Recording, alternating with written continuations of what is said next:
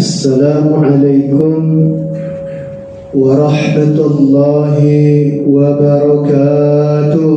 Waalaikumsalam warahmatullahi wabarakatuh.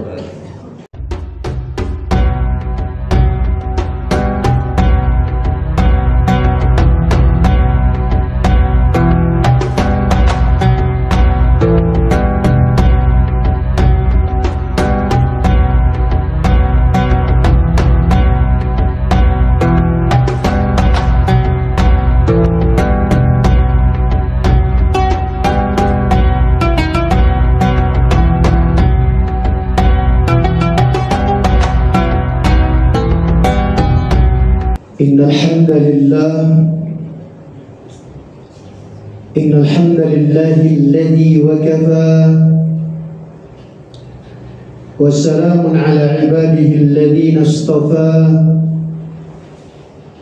wassalatu wassalamu ala habibina al-mustafa sayyidina wa maulana Muhammad wa ala alihi wa ashabihi wal wafa. Faqad qala Allah Ta'ala fi kitabihil aziz wa huwa asdaqul qailin. A'udzu billahi as-sami'il 'alim minasy syaithanir rajim. Bismillahilladzi la yadurru ma'a ismihi syai'un fil ardi wala fis sama' wa huwas sami'ul 'alim. Fadhkuruni adhkurkum washkuruli wala takfurun. Wa qala 'idha wa dhakkir fa inna dhikra tanfa'ul mu'minin.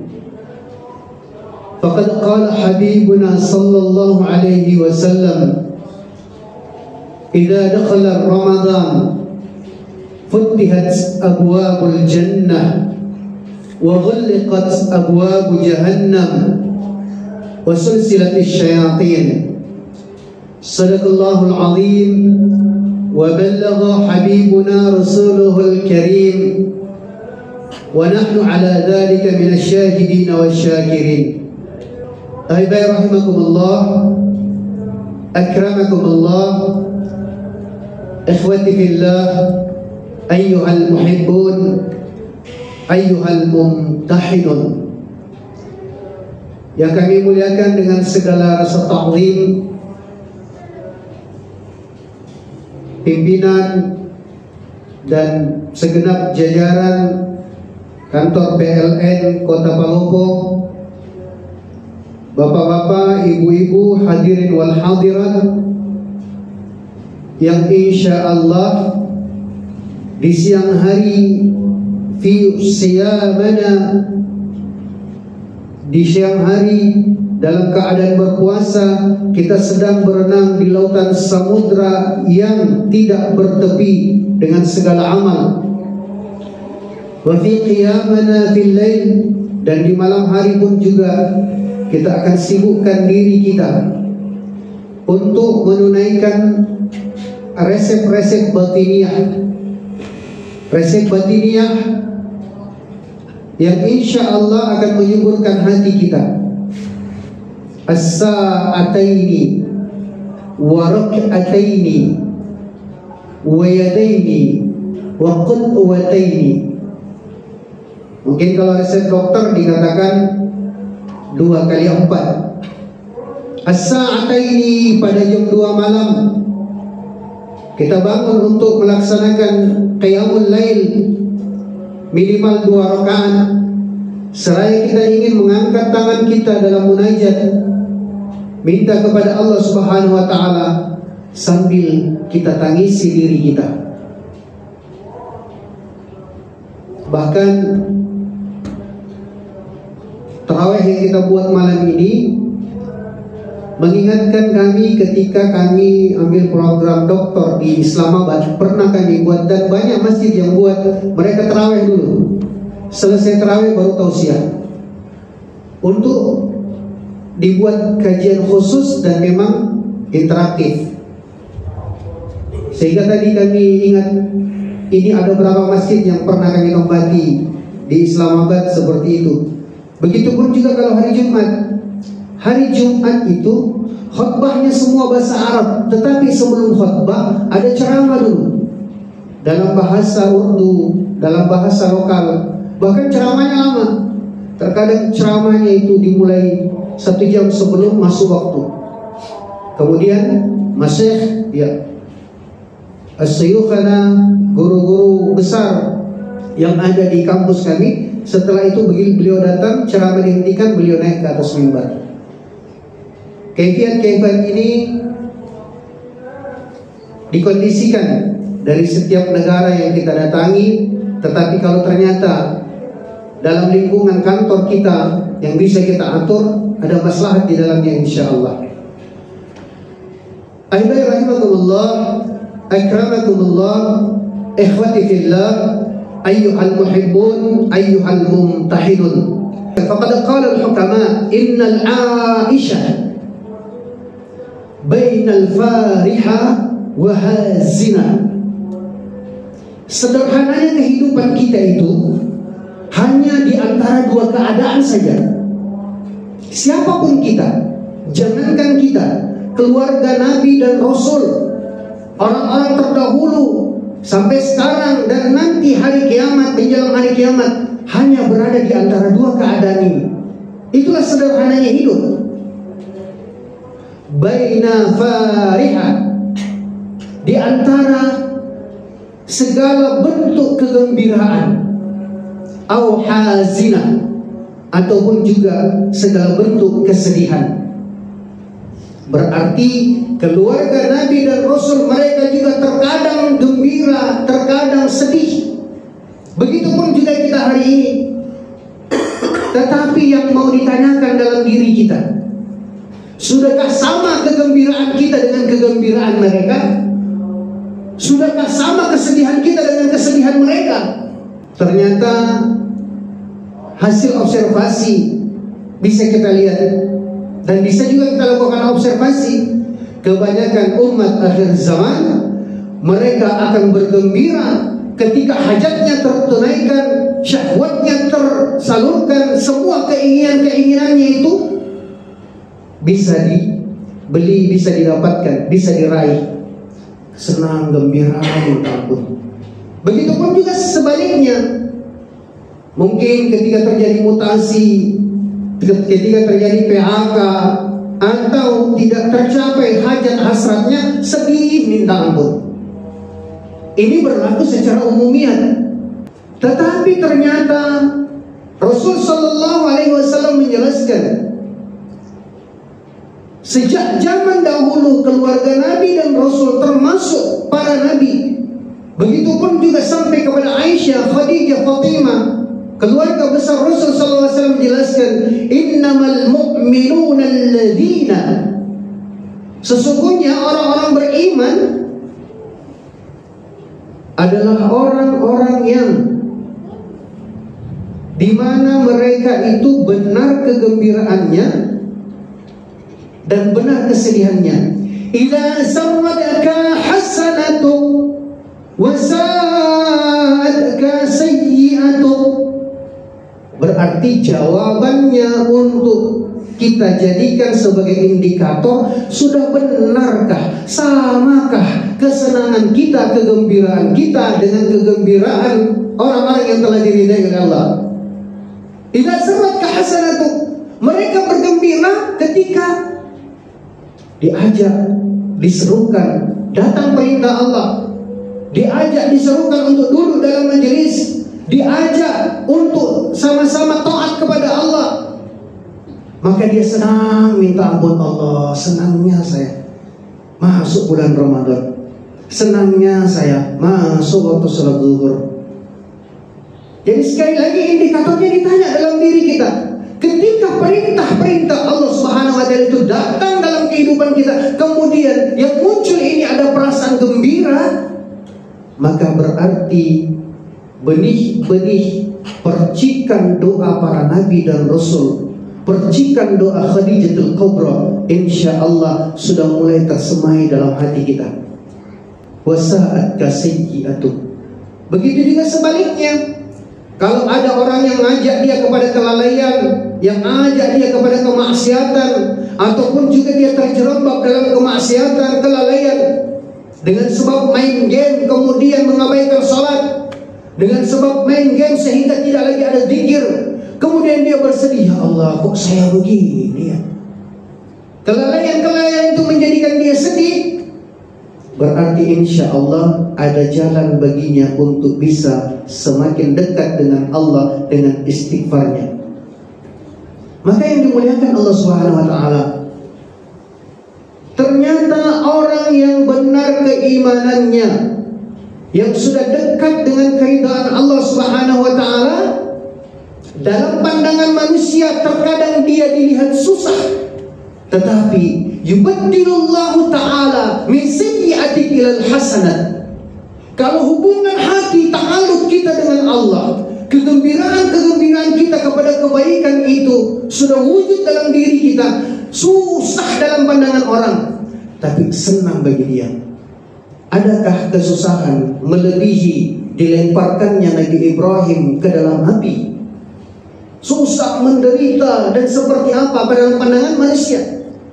Tetapi para hukama menjelaskan, ketika di akhirat nanti ditanyakan kepada Nabi Ibrahim, saat kapan engkau merasakan bahagia? Maka dia katakan, saat saya dilemparkan ke dalam api. Bilal bin Rabah radhiyallahu ta'ala anhu, ketika dia sudah menjadi gubernur, maka dia menangis. Kemudian ditanya, wahai Bilal, engkau sudah berada dalam keadaan nyaman, senang, dulu di atas singgasana, sudah diangkat derajatmu menjadi gubernur di Damsyik, tapi kok kamu sedih? Tidakkah seharusnya kamu bahagia? Saat kapan engkau bahagia? Apakah saat kamu dilantik? Maka Bilal beritahu, saat saya bahagia adalah ketika saya dicambuk di malam hari untuk melepaskan keimanan saya, tapi Allah pilih saya untuk kuat dalam keimanan. Siang hari di bawah terik matahari yang panas, padang pasir yang begitu panas, ketika kita umrah dan haji boleh kita lihat bagaimana panasnya padang pasir itu. Dan saya kemudian kata Bilal dibaringkan di situ, sehingga bekas cambukan di malam hari itu betapa pedisnya, dibaringkan di atas padang pasir yang panas, ditindih dengan batu yang besar. Dan saya merasa nikmat ketika Allah beri taufik untuk saya lantunkan ahad, ahad. Saya bahagia sekali. Yubaddilullahu ta'ala min sayyi'atik alal hailal hasanat. Allah gantikan kesusahan-kesusahan bagi orang beriman, kesusahan itu digantikan dengan kebaikan, digantikan dengan kesenangan. Bahkan nanti akan diberikan jaizah, balasan untuk bisa berkumpul dengan baginda sallallahu alaihi wasallam di jannah. Yang dimuliakan Allah Subhanahu wa taala, saya ambil masa 5 menit untuk kemudian merampungkan bagaimana perjalanan hidup dan keadaan-keadaan yang sebenarnya dalam penderitaan hidup kita. Ramadan, kan terkadang kita sudah merasa sudah wah sekali ketika tidak ada kalanya, tidak ada utang puasa, bisa khatam Quran, tarawih juga tidak ada bolong. Masya Allah, senangnya minta ampun, bagus juga motivasi. Tetapi yang dimuliakan Allah Subhanahu wa taala, ketika kita membaca sirah nubuwah, sirah nabawiyah, kemudian kita masuk ke dalam kisah hayatus sahabah, malu kita. Maka Aisyah menjelaskan, faqad qala Aisyah radhiyallahu ta'ala anha, kana ya'ti alaina asy-syahr ما نوقد فيه نارا إلا بأسودين. وفي رواية أخرى فقد قال ما تدخل في المذبح حتى 3 البرور. Aisyah beritahu, ra'aitul qamar thumma al-qamarain hatta 3 al-burur. Aisyah, sebelum kita jelaskan supaya kita bisa mengambil perbandingan, Aisyah bukan istri wali kota, gubernur, presiden, istri Sayyidul Anbiya wal Mursalin, istrinya Rasulullah Yang bahkan kemudian kita harus yakin dan percaya sebagai dalam rukun iman. Bagaimana keyakinan kita? Satu orang nabi lebih mulia daripada satu presiden. Sementara Rasul ini adalah sayyidul anbiya, pimpinan semua nabi dan Rasul. Dalam kitab tafsir dijelaskan jumlahnya 124.000. Berarti satu orang Rasul kalau mau disandingkan masih lebih mulia dibandingkan 124.000 presiden. Dilebur jadi satu, masih lebih mulia Rasul. Bagaimana kemuliaan Aisyah sebagai istri Rasul? Lebih mulia daripada 124.000 ibu negara. Tapi Aisyah beritahu untuk menjadi ibrah pelajaran bagi kita semua. Kana ya'ti alaina syahr. Saat itu kata Aisyah, aku telah melewati, berarti dalam fi'il madhi, aku telah melewati keadaan itu dan menimpa kami. Yang bahkan kemudian di awal daripada maqalah itu dijelaskan, ra'aitul qamar, aku telah melihat purnama. Sampai kemudian purnama berikutnya aku lihat lagi. Sampai 3 purnama. Kalau 3 purnama, kita sering membaca kisah yang mungkin kemudian didongengkan dengan bahasa 3 purnama. Ada kitab yang sangat indah sekali, menjadikan kita itu terlarut, tapi masih dalam bahasa Urdu. Ya, Thalathatul Burur, 3 purnama. Ternyata Aisyah menjelaskan 3 purnama itu berarti 2 bulan. Aisyah menjelaskan dengan segala kemuliaan yang Allah berikan kepadanya. Aisyah menjelaskan, kami telah melewati 1 bulan bersama dengan Rasul, dan itu belum berakhir. Manuqidu fihi nar. Aisyah beritahu, dapurku, kata Aisyah, tidak menyala api, tidak mengepul asap. Ma tadakham fil matbah. Tidak ada yang bisa kami masak. Tidak ada bahan makanan. Tidak ada aktivitas masak dan memasak. 2 bulan lamanya, kata Aisyah, di dapurku, kata Aisyah. Siapa Aisyah? Istri yang lebih baik daripada 124.000 ibu negara. Ibu, mungkin kalau suami kita terlambat saja bawa beras, telat saja gajinya, ada insentifnya dan sebagainya, mungkin kita sudah mengamuk, mungkin kita sudah berontak. Aisyah beritahu, bukan 1-2 hari, 2 bulan lamanya, kata Aisyah, dapurku tidak mengepul asap. Sehingga, dan itu terjadinya bukan dalam bulan Ramadan, di luar bulan Ramadan. Sehingga kata Aisyah, kami harus puasa 2 bulan lamanya. Dan puasanya Aisyah tidak seperti sahurnya kita. Semua jenis makanan sudah ada. Buka puasanya pun tidak seperti kita. Segala jenis varian daripada kue dan sebagainya sudah ada. Aisyah beritahu, illa bi aswadain, kecuali 2 benda hitam yang menemaniku, kata Aisyah, untuk bersahur dan berbuka puasa selama 2 bulan lamanya. Kami tidak memiliki apa-apa. Jangankan untuk memasak, untuk yang dimakan saja tak ada. Sehingga Aisyah beritahu, 2 benda hitam itu yang kami punyai adalah biji kurma, bukan buah kurma, bukan daging kurma, biji kurma. Kita semua tahu bagaimana, lebih keras dari biji rambutan. Biji kurma yang mengering, 1 kepal yang kami miliki, dengan 1 lota daripada air Zam-Zam. Aisyah beritahu, ketika subuh pertama kami harus melewati itu. Saya sebagai istri merasa bersalah, tidak bisa memberikan jamuan yang terbaik kepada Rasul. Tapi Rasul SAW lebih tahu keadaan kami, sehingga Rasul mengawalinya. Rasul SAW mengambil biji kurma yang kering itu, kemudian dia celupkan di air Zam-Zam, sehingga kemudian bisa meresap dan nampak sudah mulai lembab daripada biji kurma itu. Aisyah beritahu, tidak ada kebahagiaan yang melebihi kebahagiaan hari itu, ketika Rasul SAW memasukkan tangannya yang mulia ke mulutku. Kemudian Rasul ternyata menahan biji kurma itu karena memang tidak bisa dikunyah, tidak bisa dimakan. Rasul masukkan tangannya yang memegang biji kurma itu, kemudian dia tahan. Maka setelah itu Aisyah beritahu, aku kecap daripada biji kurma itu. Dan Rasul keluarkan tangannya, kemudian dia beritahu, berniat kita untuk berpuasa. Aisyah beritahu, Tidak ada yang bisa aku lakukan kecuali seperti yang dilakukan oleh Rasul.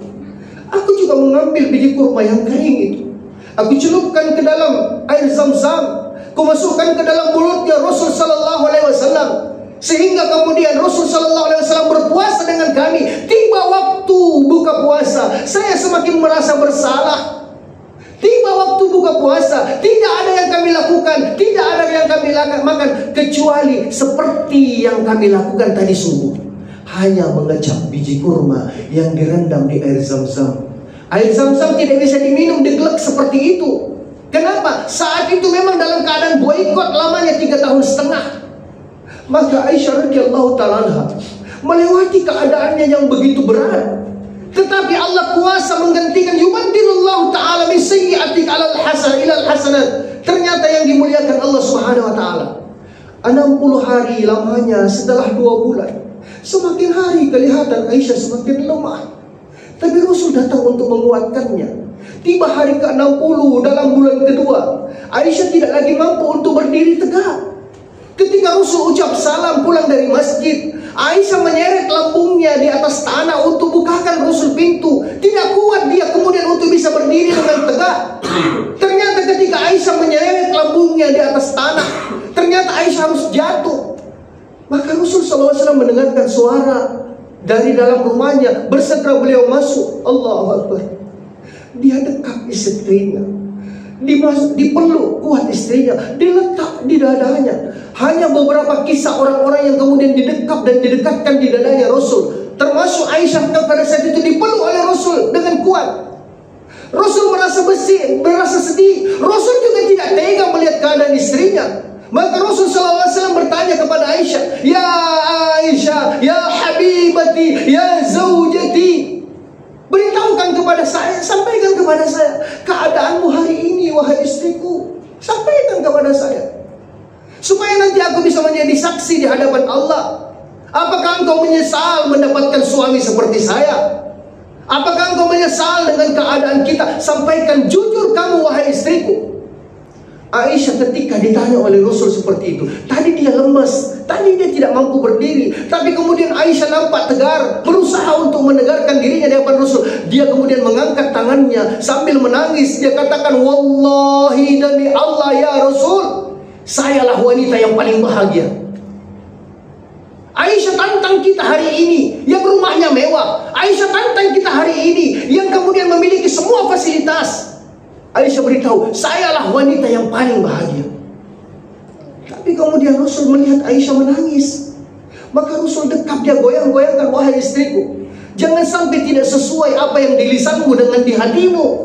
Saya ragu juga. Engkau katakan kamu bahagia, tetapi kemudian ternyata juga kamu menangis." Maka Aisyah kemudian melepaskan tangannya Rasul, kemudian berdiri, kemudian duduk di depannya Rasul dan kalian iftirash. Dia angkat tangannya, "Fustu bi Rabbil Ka'bah, fustu bi Rabbil Ka'bah, demi pemilik Ka'bah, demi Allah, sayalah wanita yang paling berjaya, sayalah wanita yang paling bahagia, yang paling sukses." Bapak, nanti kalau pulang boleh kita tanya, atau boleh kita merenung, kapan istri kita bahagia? Boleh jadi dia merasa bahagia ketika kemudian kita berikan kunci kontak mobil, ketika kita berikan emas 1 setelan dan sebagainya. Sedikit lambat kita punya gaji, dapat potongan kekurangan dan sebagainya, mengamuk seperti apa? Yang dimuliakan Allah Subhanahu wa Ta'ala, ketika kemudian Rasul minta, "Wahai Aisyah, jelaskan kepada saya. Kamu katakan kamu bahagia, tetapi ternyata kamu menangis." Aisyah beritahu, "Ya Rasul, benar saya bahagia, karena Allah kuatkan saya untuk mendampingimu, bahkan dalam keadaan yang paling sulit sekalipun, keadaan yang tidak bisa dilewati oleh semua manusia, Allah masih pilih saya untuk setia berada di sisimu. Tapi ya Rasul, yang menjadikan saya menangis karena saya takut ya Rasul. Saya takut di dunia Allah kuatkan saya untuk mendampingimu, jangan sampai di akhir Allah pisahkan kita karena kamu Nabi. Kamu Nabi, tempatmu pasti di dalam surga. Sementara aku," kata Aisyah, "belum tahu keadaanku bagaimana. Aku takut berpisah denganmu di akhirat. Aku takut Allah pisahkan kita karena kemudian tingkat kesolehan kita tidak sama. Saya juga bukan daripada keturunan Nabi. Maka yang dimuliakan Allah Subhanahu wa taala untuk menjadi ibrah pelajaran kepada kita semua. Bagaimana keadaan kita hari ini, keadaan rumah kita hari ini, sehingga tagline rumah tangga kita perlu kita rubah. Kebanyakan kita hari ini kan tagline rumah tangga kita sehingga itu menjadi himmah. Apa yang menjadi himmah kita? Sehidup semati. Ini keliru. Siapapun di antara kita yang lebih banyak mengucapkan itu. Kalau ibu lebih banyak mengucapkan saya siap sehidup semati, insya Allah bapak lebih dulu mati. Kalau bapak juga dengan gombalannya sampaikan kepada ibu, insya Allah saya siap sehidup semati, insya Allah ibu lebih dulu mati. Tetapi himmah, cita-cita, tagline rumah tangga daripada keluarga Rasul sampai kepada Sayyidina Ali dan Fatimah adalah sehidup sesurga. Kalau ibu mati duluan, tunggu saya di pintu surga. Kalau bapak mati duluan, nantikan kami di pintu surga. Raih tangan kami, kita mau sama-sama berdekapan, bergandengan tangan sampai di jannah. Maka yang dimuliakan Allah Subhanahu wa taala, kalau saja Aisyah dikuatkan melaksanakan ibadah puasa, menjalankan puasa bukan dalam Ramadan loh. Haruskah kemudian kita merasa bangga dengan sebab makan sahurnya berlebihan, buka puasanya berlebihan, sehingga Ramadan sebenarnya diajarkan syahrul riayah, berbagi kita dengan yang lain. Tapi sesekali kita mau datang jalan kaki, duduk di emperan jalan, di trotoar, usap kepala anak yatim, kita suap mereka makanan, kita berbagi. Ini bulan Ramadan, asy-syahr syahrul riayah, ini bulan peduli. Kita mau datang kepada mereka. Jangan sampai hari ini kita beli iftar, kita beli pabuka yang begitu banyak, tapi apa yang terjadi? Tinggal di rumah kita menjadi makanan basi. Kalau hari ini kita mampu beli 100.000, sudah 100.000 kita beri, tetapi kemudian kita beritahu 10.000 sampai di rumah, 90.000 insya Allah saya akan habiskan, bagikan di perempatan sana.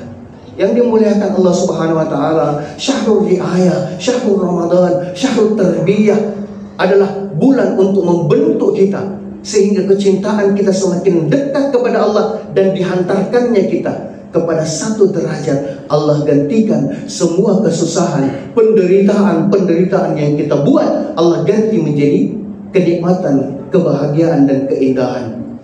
Al-haqqu min rabbik fala takunanna minal mumtarin. Kebenaran pasti memang mutlak dan hanyalah milik Allah. Kita sempurnakan majelis kita dengan kifaratul majelis. Subhanakallahumma wa bihamdik, nasyhadu an la ilaha illa anta, nastaghfiruka wa natubu ilaik. Subhana rabbika rabbil izzati amma yasifun, wa salamun 'alal mursalin, walhamdulillahi rabbil alamin. Wassalamu alaikum warahmatullahi wabarakatuh. Waalaikumsalam.